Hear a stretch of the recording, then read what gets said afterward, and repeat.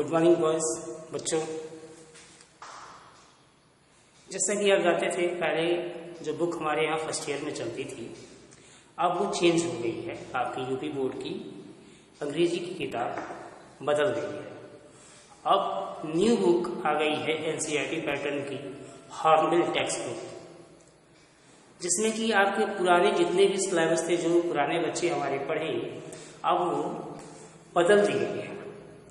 तो आप लोगों से ये निवेदन है कि पुरानी किताबों का अध्ययन ना करेंगे बल्कि आप नई किताब मार्केट से ले आएं और पुनः पढ़ें, क्योंकि पुरानी पद्धति बिल्कुल बदल गई है, सिस्टम बदल गए और किताबें बदल गई।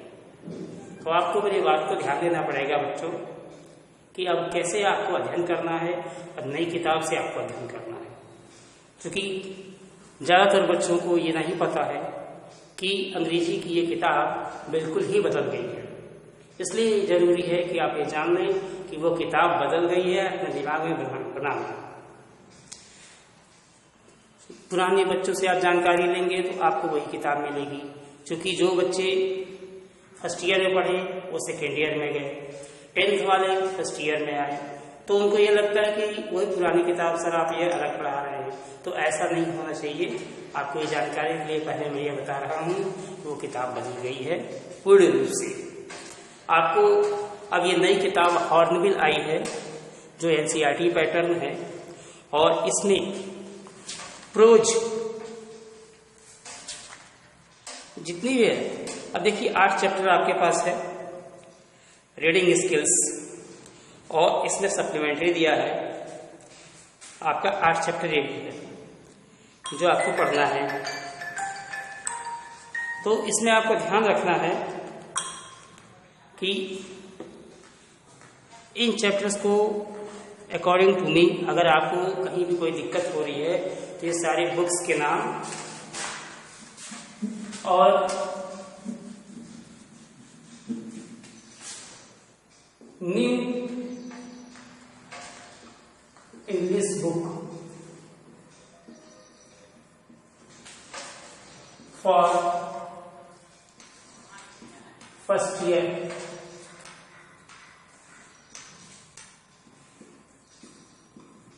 हॉर्नबिल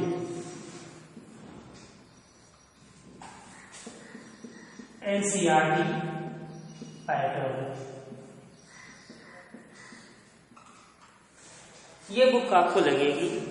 और इसी बुक से हम आपको आज एक नए चैप्टर को पढ़ाने जा रहा हूं। तो ये नया चैप्टर जो आपका है प्रोज, वो क्या है? ये पोर्ट्रेट ऑफ ए लेडी, एक महिला का चित्र या तस्वीर कह सकते हैं, एक महिला का चित्र या तस्वीर, जिसको खुशवंत सिंह ने लिखा है। इसके लेखककार हैं खुशवंत सिंह। तो सबसे पहले आप खुशवंत सिंह यानी कि उस लेखक के विषय में जान लीजिए कि वो लेखक कौन है। About the author, Khushwant Singh himself is the narrator. Khushwant Singh स्वतः ही एक नरेटर यानी कि रचयिता है, कविताएं भी लिखते हैं और साथ में अच्छी लेखककार हैं, गद्य भी लिखते हैं।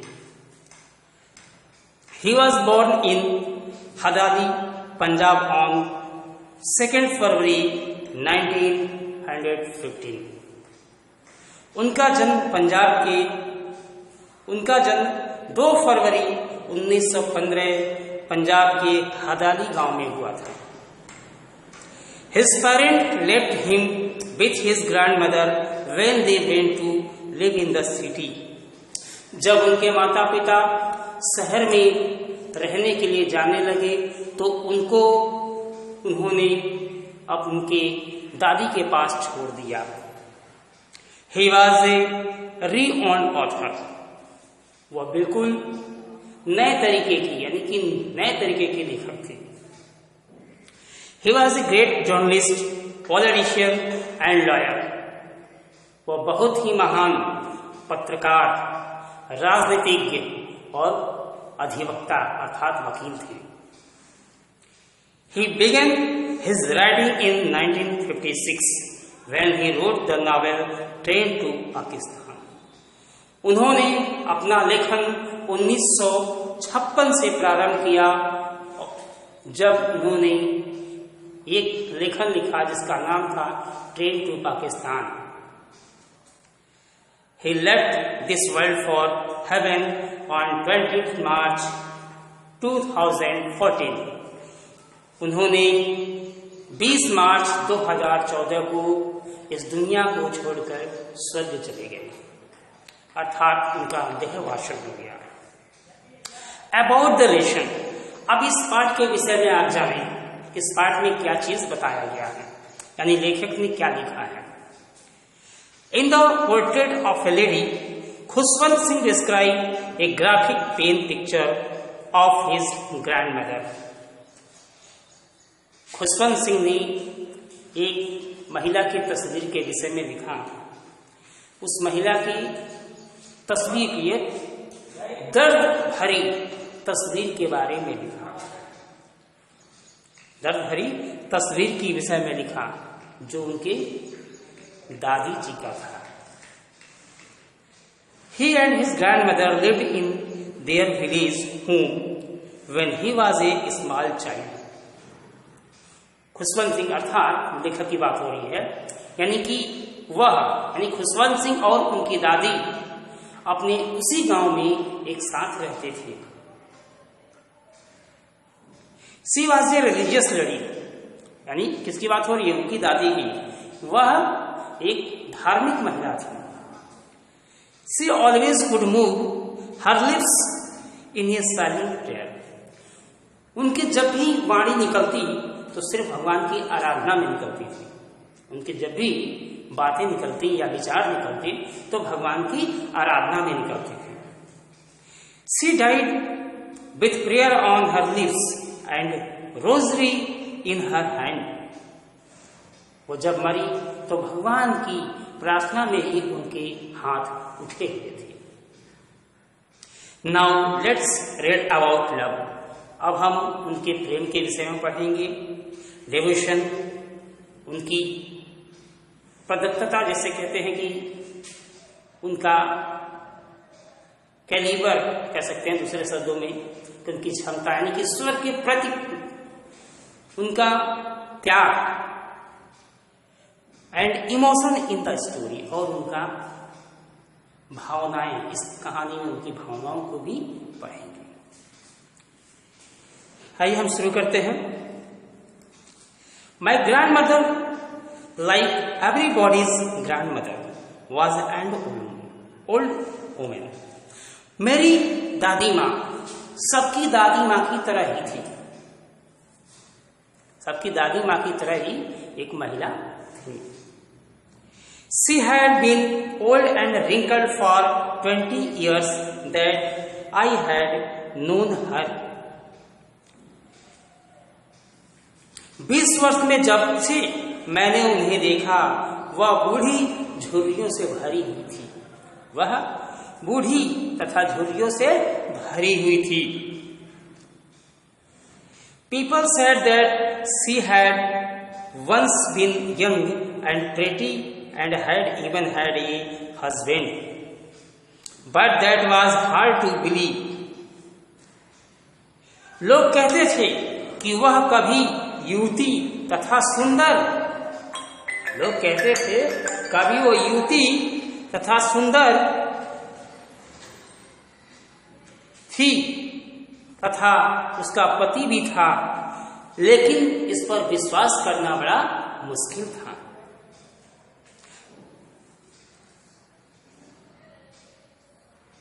My grandfather portrait hung above the mantelpiece in the drawing room. मेरे दादा का चित्र अंगीठी के ऊपर बैठक में लगा हुआ था.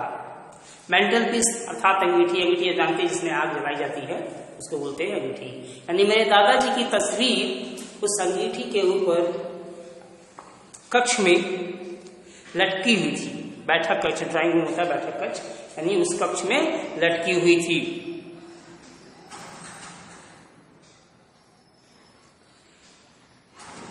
He wore a big turban and a loose fitting cloth. उन्होंने पगड़ी बांधी हुई थी तथा ढीले कपड़े पहने हुए थे। उन्होंने पगड़ी बांधी हुई थी तथा ढीले कपड़े पहने हुए थे। His long white beard covered the best part of his chest and he looked at least 100 years old. उनकी सफेद लंबी दाढ़ी से उनकी छाती का अधिकतर भाग ढका हुआ था, अर्थात कैसे दाढ़ी यूं हो बड़ी सी, यानी उनकी सफेद दाढ़ी से उनके छाती का अधिकतर भाग ढका हुआ था तथा वे कम से कम 100 वर्ष के दिखाई देते थे। अर्थात जैसे बूढ़े व्यक्ति होते हैं, आपने देखा होगा बच्चों कि खास तौर पे देखिएगा जो साधु टाइप के होते हैं उनका ये दाढ़ी ऐसे बड़ा होता है और पूरा नीचे तक, यानी पूरी छातियां उनकी ढकी रहती हैं। इस प्रकार से उनकी दाढ़ी थी और वो दिखने में कैसे लगते थे? लगभग 100 वर्ष के। आगे चलते बेटा। He did not look the sort of person who would have a wife or children. वे ऐसे नहीं लगते थे कि उनकी पत्नी या बच्चे हों, अर्थात उनको देख के कोई प्रतीत नहीं कर पाता था कि उनके पत्नी और बच्चे भी हों। He looked as if he could only have a lot and lots of grandchildren. वो तो ऐसे लगते थे, अर्थात वो देखने में ऐसे लगते थे जिनके केवल बहुत से पोते और पोतियां हो, अर्थात उनका जो दिखने में तस्वीर जैसी लग रही थी कि क्या है कि उनके बहुत ढेर सारे पोते और पोतियां होंगी। भाई सिंपल सी बात है, अगर कोई व्यक्ति 100 साल का हुआ तो उसके जबरदस्त पोते और पोतियां होंगे, ऐसा आप समझ सकते हैं। तो as for my grandmother being young and pretty, the thought of was almost revolting. जहां तक मेरे दादी के जवान तथा सुंदर होने की बात है, कहते हैं जहां तक मेरे दादी के सुंदर व जवान होने की बात है, वह घृणात्मक विचार की थी। वह रिवोल्टिंग है, घृणात्मक विचार, वह घृणात्मक विचार की थी। She often told us of the games she used to play as child. वे हमें बताती हैं, अर्थात कौन? दादी। वे हमें बताती हैं कि बचपन में वे क्या खेला करती थी। जैसे सभी लोग खेलते हैं, हर व्यक्ति खेला है, बूढ़ा हुआ और मर गया, तो सभी लोग अपने अपने समय में कुछ न कुछ खेलते हैं। उसी प्रकार से दादी भी बताती हैं कि वे अपने बचपन में क्या खेला करती थी। That seemed quite absurd and undignified on her part, and we treated it like the fable of the prophet she used to tell us. उनके लिए ऐसा करना मूर्खता था, उनके लिए ऐसा करना मूर्खता था, वह अपमानजनक प्रतीत होता तथा हम उन्हें ऐसा ही मानते थे जैसा वे हमें धर्म गुरुओं के विषय में कथाएं सुनाया करते थे। हम उन्हें ऐसा ही मानते थे जैसा वे धर्म गुरुओं के विषय में कथाएं सुनाया करते थे। अर्थात धर्म गुरु के विषय में जो व्यक्ति कथा सुनाएगा तो हम उसकी तरफ नजरिया हमारा क्या होगा कि ये भी बहुत बढ़िया व्यक्ति होगा और वह अच्छी ही बातें जानता है और अच्छी ही व्यवहार करता है। अगला पैराग्राफ है बेटा, देखिएगा। She had always been short and fat and slightly bent. वह सदैव से छोटी, मोटी तथा थोड़ी झुकी सी थी। बेंट होता झुकना, जस्ट लाइक जैसे आप लोग देखे होंगे सीढ़ी कैसे होता है कि दीवार के मुंह झुका रहता है, तो क्या है। और आपने ऐसे भी देखा होगा, बूढ़ी स्त्री कभी देखा होगा बच्चों कि बूढ़ी स्त्री कैसे चलती है, लाठी लेके थोड़ा झुकी सी चलती है, उसी प्रकार से अब दादी माँ तो कैसे चलेंगी। देखिएगा, वे सदैव से छोटी मोटी था, थोड़ी झुकी सी थी। Her face was a cross of wrinkles running from everywhere to everywhere. उनके चेहरे पर झुर्रियां पड़ी हुई थी। अब बूढ़ी होगी तो झुर्रियां पड़ेंगी ही, दिखने में ऐसा लगेगा। तो कह रहे हैं उनके चेहरे पे झुर्रियां पड़ी हुई थी, जो एक दूसरे को काटती हुई कहीं से कहीं आ रही थी। उनके चेहरे की झुर्रियां जो पड़ी थी वे एक दूसरे का, अर्थात ये झुर्री इधर है और ये झुर्री इधर है, पता चला कि इधर से जा रहा है, अर्थात झुर्रियां एक दूसरे को काटते हुए इधर से उधर जा रही थी। Now we were certain she had always been as we had known her. हम विश्वास करते थे, अर्थात निश्चित भी कर सकते हैं, विश्वास करते थे या निश्चित विश्वास करते थे कि हमने जब से उन्हें देखा वे सदैव ऐसी ही थी, कि जब हमने उन्हें देखा वे सदैव ऐसी ही थी।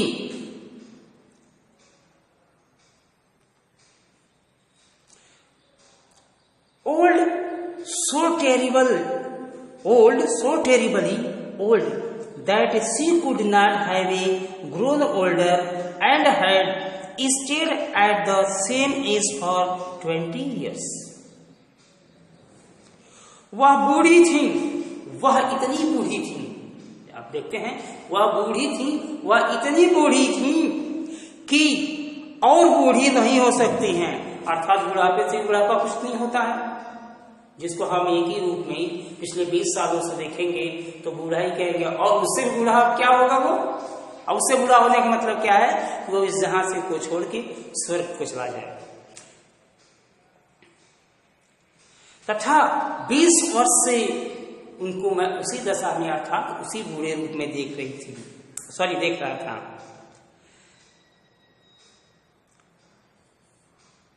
She could never have been pretty. वे कभी सुंदर नहीं हो सकेंगी, ऐसा कर सकते हैं, हो सकी होगी, एक एज्यूम यानी कि कल्पना कर सकते हैं।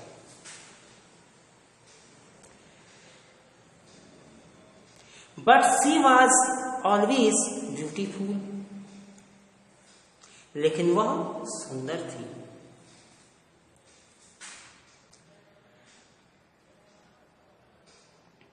She hovered about the house in spotless white with one hand resting on her waist to balance her stoop and the other trailing the beads of her rosary.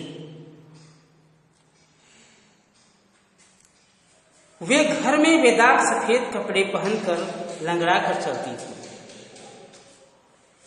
वह घर में बेदाग कपड़े पहनकर, यानी सफेद कहेंगे, बेदाग क्या मतलब सफेद कपड़ा हो तो उसमें दाग पड़ जाए तो दाग वाला हो जाएगा, अर्थात बेदाग कपड़े पहनकर चला करती थी। अपने कुबड़ का संतुलन बनाए रखने के लिए, अर्थात जब बूढ़ी स्त्री रथ क्या करती है, अपने कुबड़ का संतुलन बनाए रखने के लिए अपना एक हाथ क्या करती है, कमर पे रख करके, यानी कि रेस्ट, कमर पे रख करके चलती थी, अर्थात रखती भी कर सकते हैं, कमर पे रख करके चलती थी। और दूसरे हाथ से क्या है, कभी देखा होगा जो भक्त टाइप की या भक्ति कहेंगी रहती हैं, तो क्या है, एक हाथ कमर पे, एक हाथ में माला लिए यूं जपते रहते हैं, यानी कि अपनी दूसरे हाथ से माला जपती रहती थी।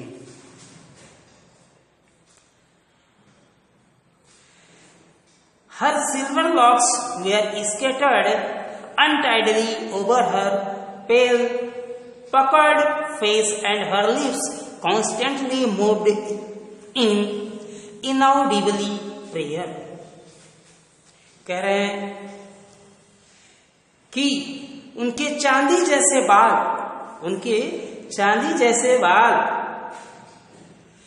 उनकी पीले झुर्रियों वाले चेहरे पर बेढंग तरीके से फैले रहते थे। अर्थात बूढ़ी स्त्री तो उसके बाल क्या पके होंगे, अर्थात उसके चांदी जैसे बाल उसके झुर्री पड़े हुए यानी पीले पड़े हुए और झुर्रीदार चेहरे पे बेढंग तरीके से फैली रहती थी।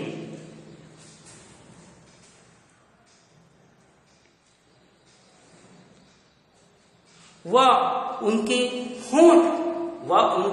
होंठ निरंतर चुपचाप प्रार्थना के लिए हिलते रहते थे। जैसे लिखा है सर, देखिए, हर lips constantly moving in inaudible prayer.